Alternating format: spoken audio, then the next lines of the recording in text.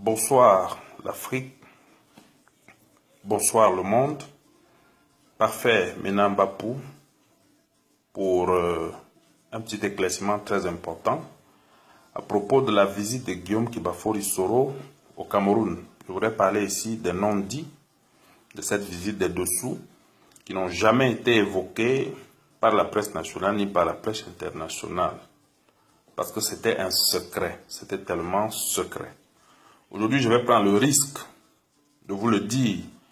Le risque parce que nous sommes dans un combat où les gens ne jouent pas. C'est des criminels et ils sont prêts à tout pour que la vérité ne sorte pas.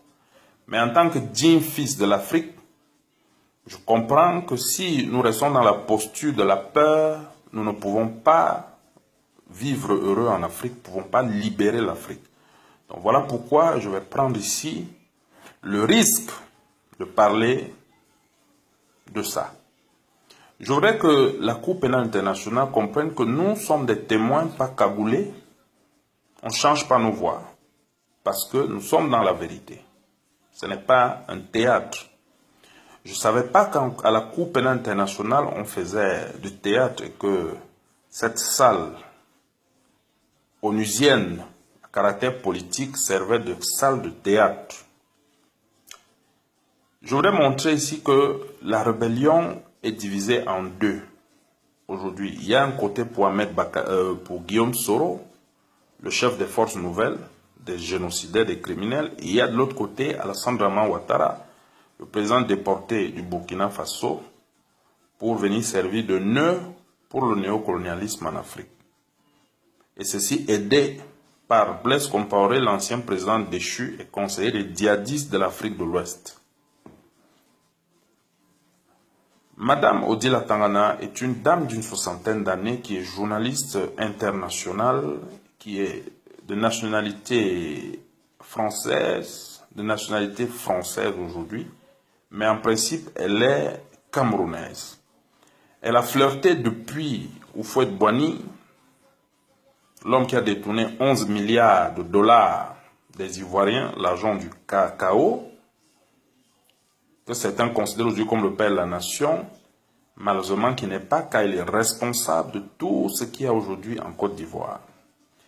Alors, Madame Odila Tangana a fréquenté les milieux d'Houphouët-Boigny. Elle a connu des gens comme Ahmed Bakayoko, qu'elle appelle d'ailleurs aujourd'hui affectueusement Ahmedo. Lorsque Houphouët-Boigny décède, Henri Konan Bédié prend le pouvoir après avoir échoué une tentative de coup d'État par Alassane Dramane Ouattara qui avait commencé très tôt. Bédié est renversé finalement en 1999, à un an de la fin de son mandat, par Alassane Dramane Ouattara et va donc s'exiler en France et dans sa valise, il y a Madame Odila Tangana, c'est-à-dire dans sa clique. Madame Odila Tangana revient en 2000 en Côte d'Ivoire lorsque Laurent Gbagbo Koudou prend le pouvoir de manière démocratique, c'est-à-dire le peuple. Elle est donc très proche de Kwasi Blé Amélé, qui est un proche des proches du président Laurent Gbagbo, qui est lui un ingénieur et qui s'est associé avec des ingénieurs occidentaux, des ingénieurs européens, pour créer une marque d'ordinateur qu'on appelle Mac. Dans un des ordinateurs appartenant à M. Kwasi Blé Amélé, il y a des preuves irréfutables qui démontrent de manière claire et nette, incontestable et incontestée, que les géniteurs, les concepteurs de l'insurrection armée maquillée en rébellion par la communauté internationale en Côte d'Ivoire sont bel et bien Alassane Dramane Ouattara, Guillaume Kibafori Soro. Et lorsque le président Laurent Gbagbo est donc renversé par le coup d'État le plus long du monde qui a commencé en 2010, lors de son ascension au pouvoir, Kwasi Blé se voit donc obligé de fuir la Côte d'Ivoire avec Madame Odila Tangana, d'ailleurs avec qui ils ont un enfant. Et Madame Odila Tangana se voit confier l'ordinateur de Kwasi Blé Amélé qui détient tous les éléments, avec un mot de passe qui était indispensable pour ouvrir la machine. c'est-à-dire qu'un mot de passe mis par lui, l'un des concepteurs de la marque. Et connaissant les milieux ivoiriens, Madame Odila Tangana se voit appelée par le cabinet d'Ahmed Bakayoko, le Louba, qui est actuellement ministre de l'Intérieur en Côte d'Ivoire, qui est un proche des proches d'Alassane Dramane Ouattara.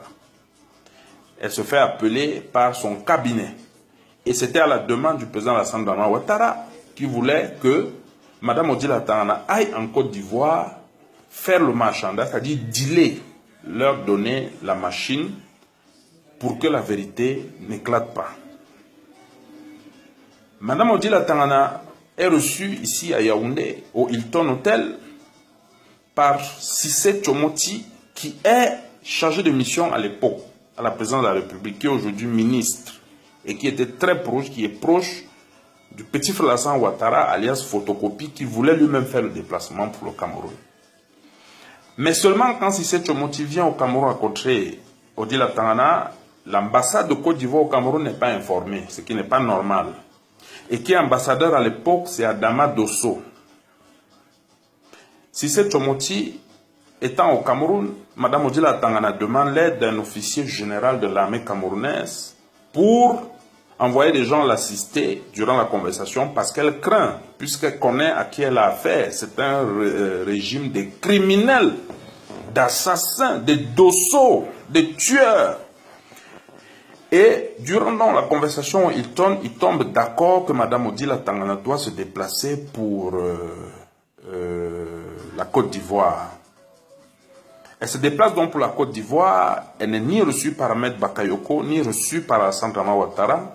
Elle est plutôt reçue par Cissé Tchomoti, qui envoie de temps en temps son chauffeur faire des tours. J'ai le numéro de téléphone de ce Cissé Tchomoti, que j'ai pris chez Madame Odila Tangana, numéro de téléphone de son chauffeur, numéro de téléphone des directeurs cabinet civil et tout. J'ai des enregistrements aussi que j'avais pris le soin de faire. Et j'ai enregistré également des messages. Madame Odila Tangana est dessus parce qu'elle est déportée plutôt au Sénégal pour prendre d'autres éléments de preuve écrites qu'elle disait également détenir. Quand elle rentre à Abidjan, elle comprend qu'elle a été flouée parce qu'on lui demande de rentrer et qu'on va l'appeler, mais eux, ils détiennent la machine. Ce qu'ils ne savent pas, c'est que la machine a un mot de passe et qu'il faut seulement la détruire, la brûler. Personne ne peut ouvrir la machine parce que mot de passe mis par un des concepteurs. C'est comme ça que le régime de Ouattara fait venir des Américains. Ça, c'est à l'insu du camp de Soro Guillaume, pour qui l'ambassadeur Dosso travaille. Ils ne parviennent pas à déchiffrer, à déverrouiller la machine. Et ils font maintenant appel à Odila Tangana. Sentant la peur, elle se confie à un prêtre catholique camerounais qui, à son tour, m'en parle, connaissant que je suis un combattant et que je connais le problème ivoirien. Il me met en contact avec Odila Tangana. Je convainc Odila Tangana de ne pas aller en Côte d'Ivoire donner le mot de passe. Parce qu'on peut la tuer. Que s'ils veulent donner le mot de passe, selon le deal qu'il lui envoie dans son agent ici, comme convenu. Mais avec le temps, je me familiarise beaucoup avec Odila Tangana qui me prend comme un fils. Et je lui dis non, ça c'est des gens qu'il faut livrer à la justice internationale. C'est des gens qui doivent quitter l'Afrique. Et puis Madame Odila Tangana se dit panafricaine. Elle passait même d'ailleurs à Afrique Média. Et voilà comment Madame Odila Tangana, connaissant les milieux ivoiriens, se fait appeler par l'ambassadeur Dosso. Dosso est surpris parce que Madame Odila Tangana me met en avant, en amont. Quand je vais à l'ambassade Côte d'Ivoire, je rencontre le premier conseiller qui veut me convaincre. Finalement, il me met en contact avec Dosso. Et voilà comment Dosso est au courant de l'affaire. Il informe tout de suite son patron, Soro Guillaume. Et Dosso me dit qu'en réalité, Ouattara voulait dérober les preuves contre lui et envoyer à la Coupe internationale les preuves concernant Guillaume Kibafori Soro. Donc voilà la raison pour laquelle Guillaume Soro est venu au Cameroun. Il y a des éléments, je le dis bien, nous avons des éléments et franchement, c'est malheureux, c'est regrettable. Je demande à toute la jeunesse africaine de se mobiliser derrière ce procès, sachant qu'il s'agit de la liberté de l'Afrique. Ciao à tout le monde. Bye.